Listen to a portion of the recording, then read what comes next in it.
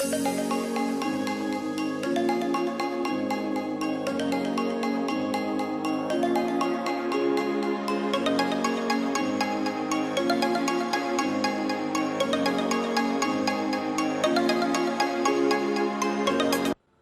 Akbar, Allahu Akbar, Allahu Akbar, walillahilham. Pagi hari ini senang sekali, mudah-mudahan kita semua dalam kondisi yang sehat dan positif tentunya. Saya kebetulan hari ini berada di Polda Sumatera Selatan. Saya ingin ketemu dengan sahabat lama saya, mantan Kasubdit Jatantras Polda Sumatera Selatan. Ikuti saya.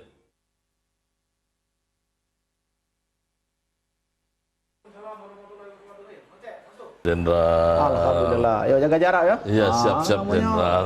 Suasana masih kita harus jago supaya masyarakat Siap. juga patuh terhadap aturan. Pemirsa, seperti yang sudah saya sampaikan tadi, saya sudah ketemu dengan sahabat lama saya, mantan Kasatpidum Polda Sumatera Selatan, yang kini sudah menjadi orang nomor 1 di Polda Sumatera Selatan. Siapa lagi kalau bukan Irjen Pol Profesor Dr. Eko Indah Heri MM. Saya sudah bertemu, kita langsung ngobrol saja dengan beliau. Bang, apa kabar Bang? Saya panggil Abang aja, saya biasa udah panggil Abang ini. Gak apa-apa, kan kau lama gitu. Jadi kita bahasa Palembang atau bahasa Jakarta nih Bang? Bahasa Palembang lah, kita di Palembang soalnya, kan pakai bahasa Jakarta. Baik pemirsa, dalam kesempatan ini bertepatan dengan peringatan Idul Adha 1441 Hijriah, semangat berkurban, persatuan tetap harus kita jaga ya Bang ya. Betul. Apalagi sekarang kita tengah menghadapi kondisi atau ujian musibah, ini kita harus tetap semangat, apalagi bagi mereka yang mampu untuk bisa meringankan beban dari saudara-saudaranya. Tadi sudah saya sampaikan pemirsa bahwa saya sudah kenal lama dengan beliau. Yang saya ingat beliau tetap orangnya low profil, kalau pinter sudah pasti karena sudah profesor. Punya komitmen dan integritas, itu yang menarik menurut saya. Pertanyaan saya Bang, untuk Abang di pertemuan kita pertama ini, bagaimana bisa menjaga komitmen itu sebagai seorang anggota polisi yang kita tahu bahwa polisi ini banyak sekali tantangannya gitu.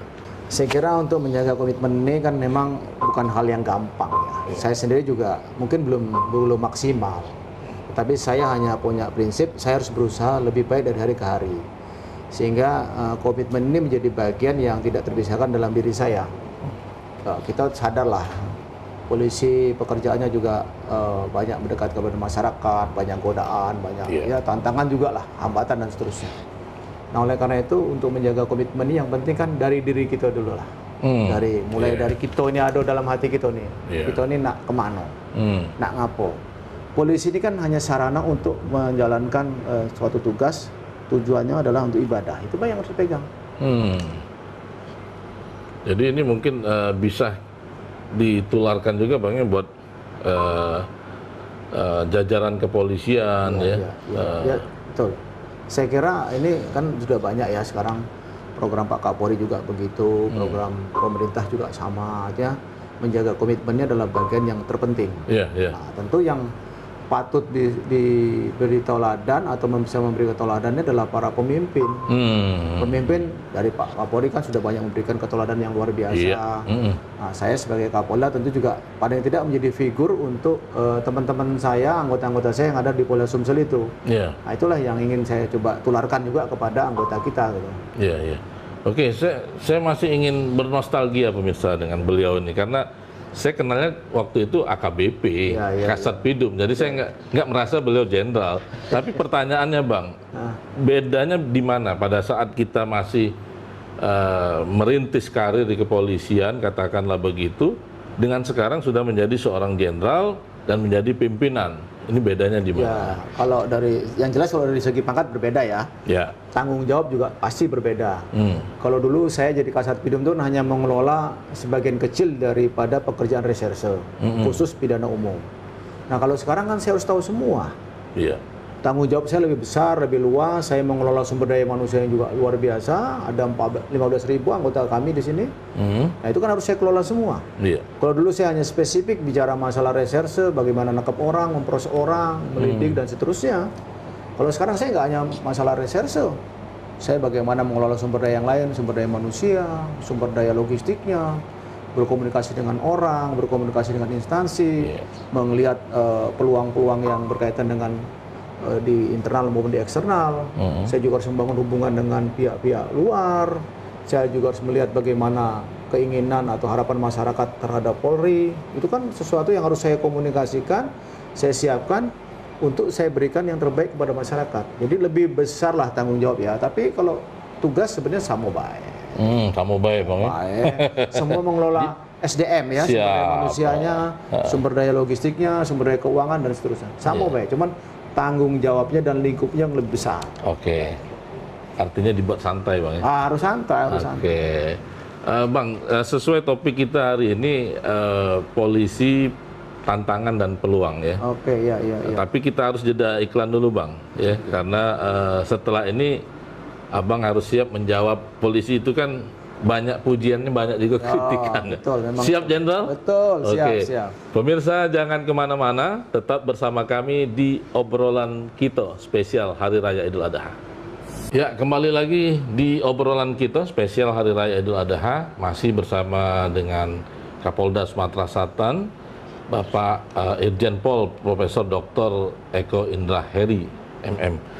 Bang, sekarang kita bicara tentang tantangan dan peluang Polri ke depan, karena kita tahu bahwa memang Polri diinstruksikan melalui undang-undang ya Bang ya, bahwa memang harus menjadi masyarakat sipil dan menyatu dengan masyarakat ya, sehingga Polri ke depan sesuai dengan yang Pak Kapolda sering share, saya pantau di media sosial, itu semakin dicintai dan disenangi oleh masyarakat. Nah, pertanyaan saya, bagaimana seorang Kapolda Sumatera Selatan mengomentari dan mencari solusi hal ini Bang? Baik, terima kasih. Saya setuju ya yang dikatakan tadi tantangan, karena gini, banyak orang melihat itu hambatan, itu selalu menjadi persoalan. Kalau saya itu bukan hambatan atau persoalan, tapi adalah tantangan. Artinya di balik semua itu ada upaya kita yang maksimal untuk menjadikan peluang untuk maju gitu. Kan dimanapun kita bekerja, tadi waktu saya jadi Kasat Bidum itu ada hambatan, ada masalah, tapi itu sebenarnya ada sarana untuk tantangan kita untuk atau challenge untuk kita lebih baik kan. Nah, oleh karena itu ketika saya menjabat sebagai Kapolda Sumsel ini dan melihat bagaimana kondisi Polri secara umum, saya memahami bahwa ini sebagai tantangan saya untuk menjadikan Polri yang lebih baik, terutama di Polda Sumatera Selatan ini. Saya sadar bahwa ketika saya menjabat di sini kan saya dalam konteks Kasat Bidum dulu dan juga jadi Kapolres di Lahat. Nah, sekarang saya berada di posisi puncak. Posisi puncak ini kan tentu harapan masyarakat Sumsel, ekspektasi masyarakat Sumsel, kemudian harapan anggota itu kan terpundak pada saya.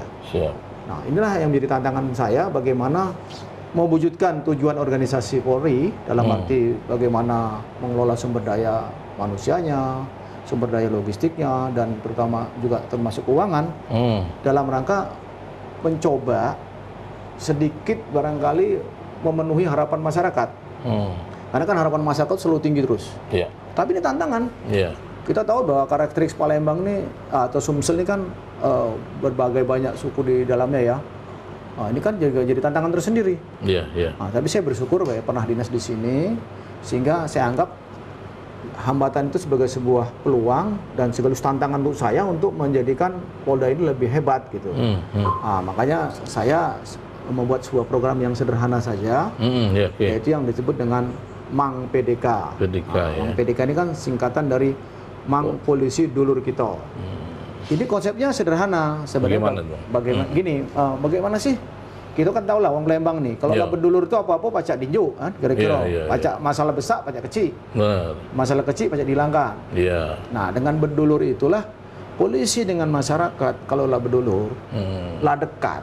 Kalau lacak dulur itu, kadang-kadang dulur baik, kadang pacak ribut. Nah, kalau orang lain lah menjadi dulur, biasanya kita lebih akrab. Itulah yang konsep itu yang sudah saya bangun. Artinya polisi mencoba mendekatkan diri kepada masyarakat. Sudah banyak Babin Kamtipmas, semua sudah dilakukan melalui program-program pendekatan masyarakat, toko-toko semua sudah jalan.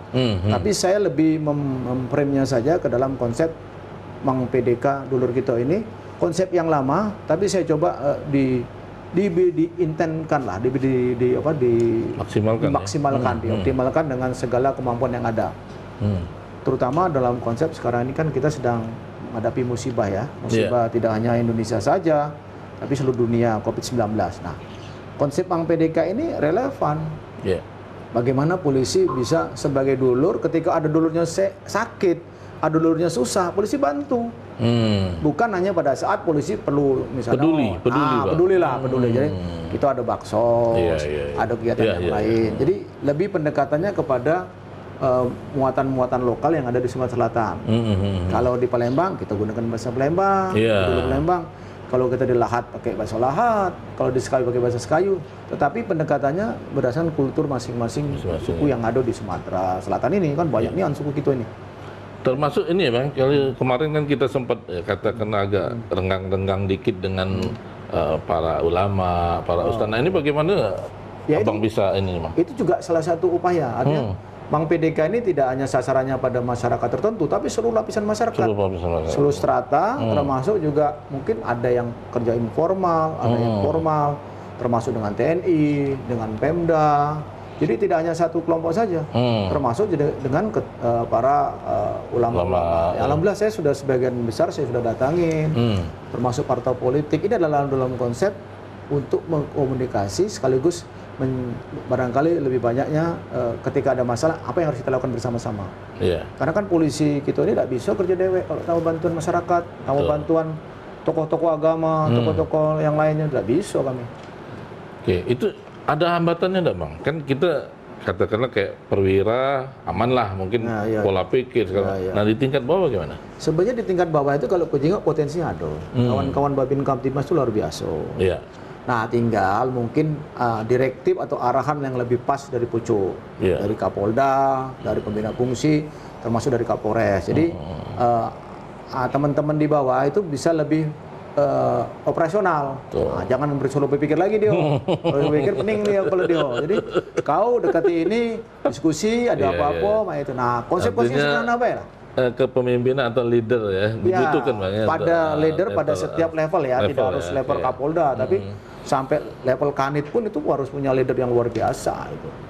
Dan bagus di sini saya lihat potensi cukup luar biasa. Ada satu lagi nih yang saya lihat menarik menurut saya yang sudah Abang terapkan di Polda Sumatera Selatan, masalah pengakuan dosa. Ini pemirsa ini menarik juga nih.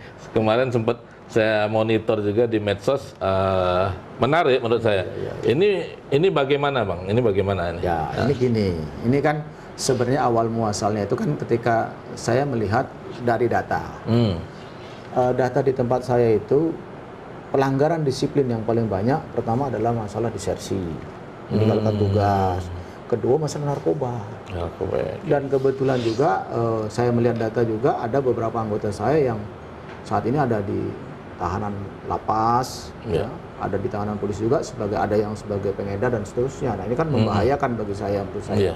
Sehingga saya berpikir apa yang harus saya lakukan. Saya tidak ingin kondisi personil saya juga sangat kurang. Artinya kalau dari segi tugas dengan jumlah ini masih perlu penambahan. Sementara yang ada ini kan ada juga yang kualitasnya masih yang tadi karena kena narkoba dan sebagainya. Sehingga kalau ini saya biarkan dan lebih bahaya lagi yang berikutnya ketika aparat yang punya senjata, punya kewenangan, terus dia melakukan perbuatan melanggar hukum, apalagi narkoba, ini sangat berbahaya.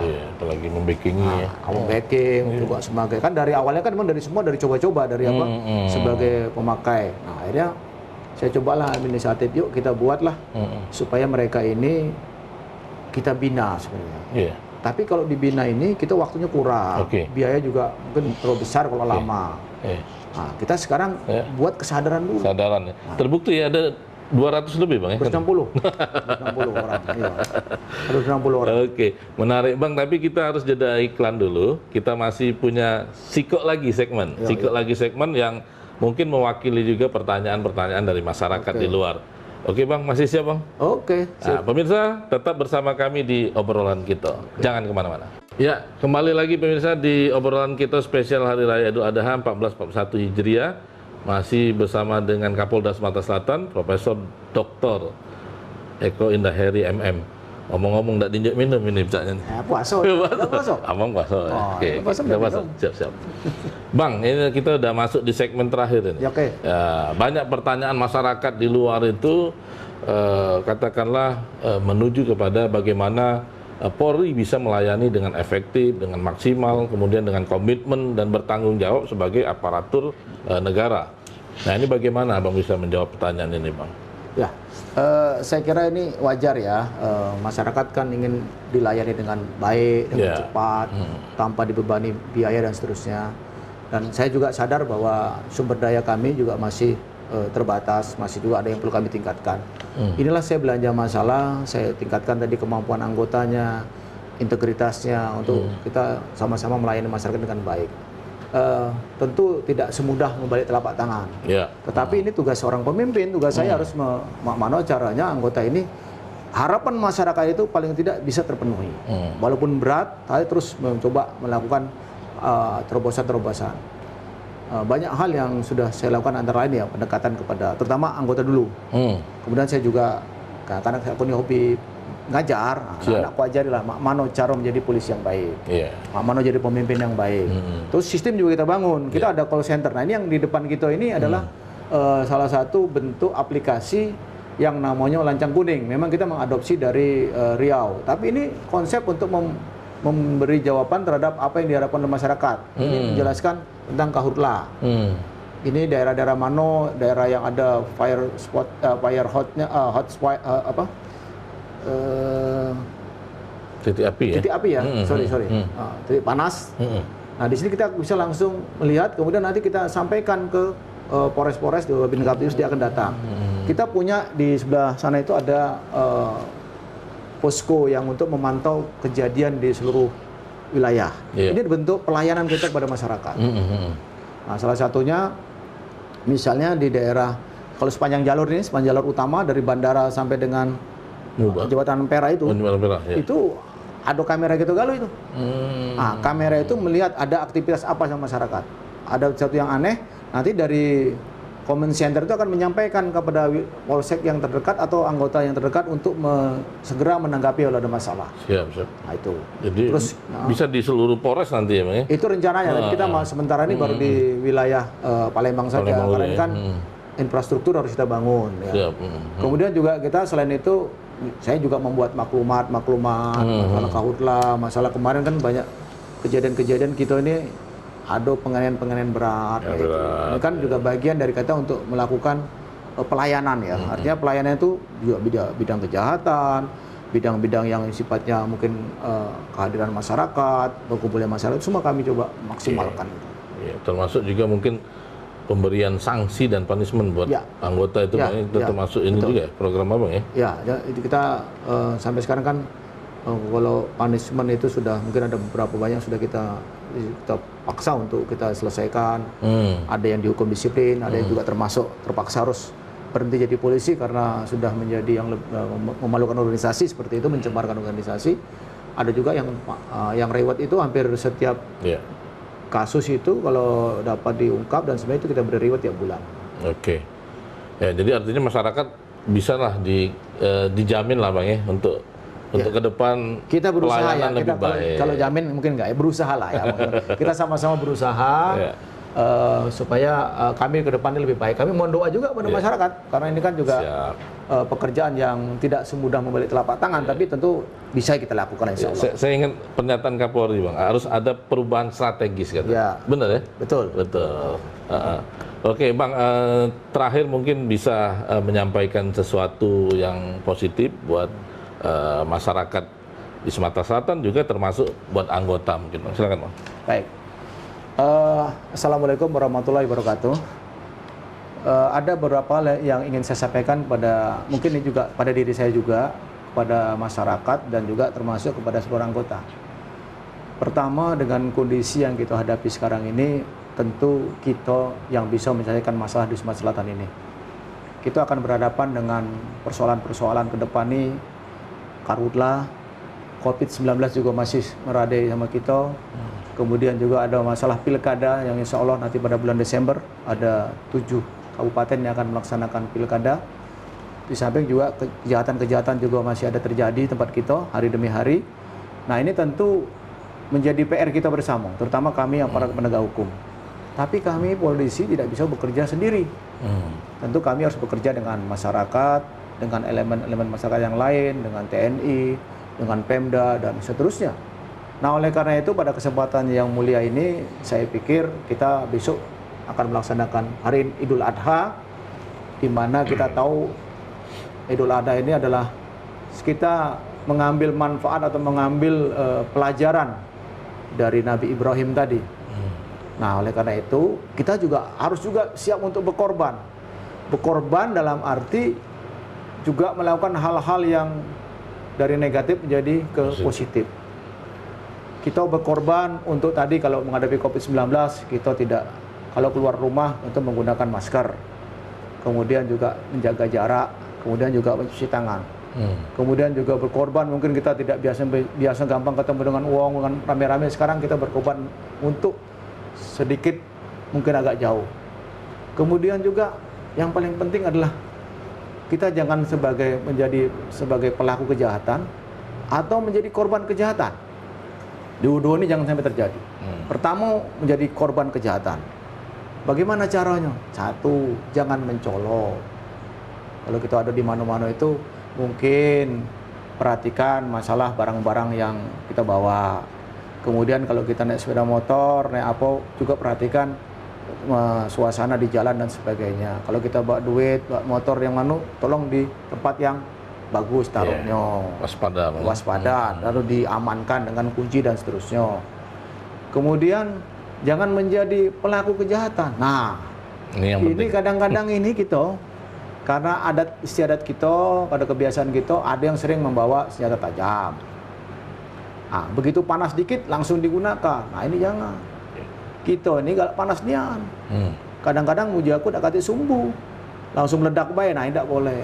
Kita hidup dalam masyarakat ini. Kalau ada masalah, pertama gunakan kebiasaan nenek moyang kita yang paling bagus, yaitu musyawarah. Selesaikan sama tokoh agama, tokoh masyarakat di sebagian kita. Ada Pak RT, ada Babin, ada Babinsa. Selesaikan dulu lah. Kalau udah baca itu, nah selesaikan melalui aparat penegak hukum, lapor ke polisi. Jangan main hakim sendiri. Saru aja. Yang kemarin itu main hakim sendiri, ini begitu ditangkap kan nyesal. Terpaksa berurusan dengan polisi, masuk penjara. Nah, jadi saran kita ini sama-sama, Palembang, Sumsel ini kita inilah yang ada di sini, kita yang menjaga, kita buat ketertiban masyarakat ini, kita sama-sama menghadapi musibah ini dengan musibah COVID-19 dengan ikhlas, kita sama-sama berkorban, kita ingat pengorban Nabi Ibrahim, kemudian kita sama-sama jago Sumatera Selatan ini. Aku yakin kita bisa lolos. Amin. Oke, Bang, terima kasih atas waktunya, dan pemirsa, kami akhiri dulu perbincangan obrolan kita spesial Idul Adha hari ini. Kita doakan juga buat Kapolda Sumatera Selatan kita, Bang Eko ini, untuk semakin sukses dan makin bisa berkomitmen untuk masyarakat semuanya, termasuk anggotanya. Amin. Assalamualaikum warahmatullahi wabarakatuh. Salam.